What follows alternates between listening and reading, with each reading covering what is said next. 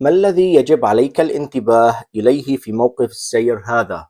مثل ما أنا شايفين عنا هون موجود في تراكتور محمل، ونحن عم في تعاملي مع حدود فواصل الطريق لا يسمح لي بالتخطي.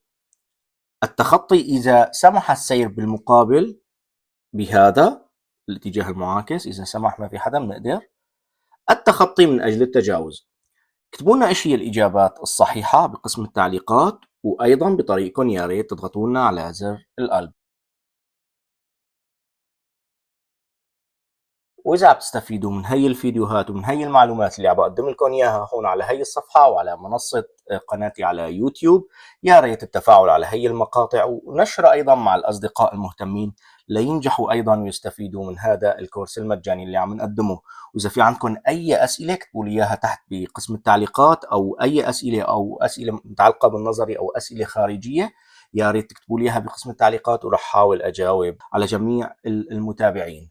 وايضا شغله ثانيه لكل المتابعين اللي عم بيسالوني وين مدرستي وين انا بدرب، انا موجود بمقاطعه بايرن، قريب من مدينه منشن، بمدينه تبعد عن منشن 50 دقيقه بالسياره.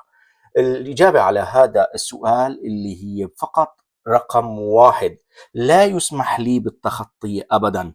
نحن مثل ما لنا شايفين عنا تراكتور، واحتمال يبدو على ما يبدو هون السرعه 100، لان نحن موجودين خارج المدينه. موجودين عندنا بالنص خط متواصل، الخط المتواصل لا يسمح لي بالتجاوز.